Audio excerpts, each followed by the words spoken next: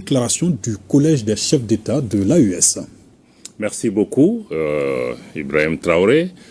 Au nom des plus hautes autorités de la République du Mali, j'ai l'insigne honneur de délivrer la déclaration du Collège des chefs d'État de la Confédération des États du Sahel, AES. Soucieux de préserver la dignité de leur peuple, de préserver l'intégrité de leur territoire face aux velléités impérialistes et néocolonialistes, Leurs Excellences le capitaine Ibrahim Traoré, président du Faso, chef de l'État du Burkina, le général d'armée Assimi Goïta, président de la transition, chef de l'État du Mali, et le général de brigade Abdourahmane Tiani, président du Conseil national pour la sauvegarde de la patrie, chef de l'État du Niger, ont créé le 16 septembre 2023 l'Alliance des États du Sahel. Ce nouvel élan décisif, porté par une volonté commune d'accéder à une souveraineté véritable et d'amorcer une réelle dynamique des peuples, s'est renforcé suite au retrait des 3 pays de la Communauté économique des États de l'Afrique de l'Ouest, CEDEAO, le 28 janvier 2024, et la création de la Confédération des États du Sahel, AES, le 6 juillet 2024. Le Collège des chefs d'État de la Confédération AES constate que depuis l'adoption de cette nouvelle posture stratégique, portée par des aspirations légitimes à la liberté et à la paix, la junte française impérialiste sentant ses intérêts menacés, appuyée par certains chefs d'État de la sous-région, tente désespérément de porter un coup d'arrêt à la dynamique émancipatrice enclenchée par l'AES.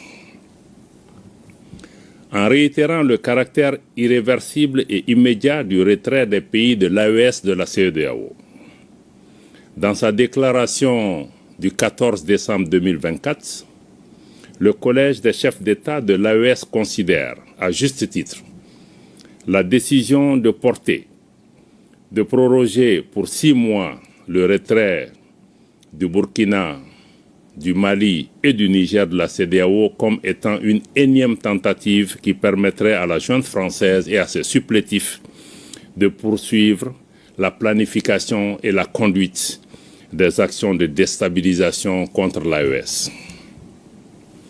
En lieu et place d'une gestion concertée entre l'AES et la CEDEAO, des aspects techniques liés au retrait avec effet immédiat, le Collège des chefs d'État a été surpris par cette décision unilatérale de prorogation qui ne saurait lier les pays de l'AES. Le Collège des chefs d'État constate avec regret qu'au sein de la CEDEAO, des manœuvres de déstabilisation sont régulièrement initiées par une poignée de chefs d'État qui imposent leur agenda, leurs desiderata et des agendas étrangers au reste de l'organisation.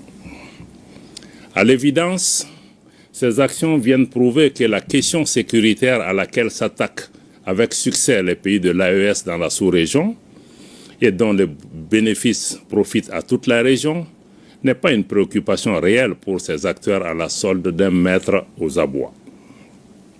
Aussi, le Collège des chefs d'État suit avec une grande attention les manœuvres de tromperie initiées par la junte française, prétextant de fermer ses bases militaires dans certains pays africains pour les remplacer par un dispositif moins visible, mais poursuivant la même velléité néocoloniale. À ces activités s'ajoutent des opérations de réorganisation et de regroupement des groupes terroristes dans le bassin du lac Tchad et dans le Sahel et dans certaines zones frontalières, à savoir Niger-Nigeria, Niger-Bénin, Niger-Burkina, Bénin-Burkina. Ceux-ci reçoivent de la part des États étrangers des appuis divers, notamment financiers, et des moyens logistiques visant à déstabiliser l'AES. Face à la gravité de ces faits, le Collège des chefs d'État de la Confédération 1 décide de mettre les forces de défense et de sécurité en état d'alerte maximale. 2. Décide de faire de l'espace confédéral un théâtre unique d'opérations militaires, coexistant avec les théâtres militaires nationaux en cours. 3.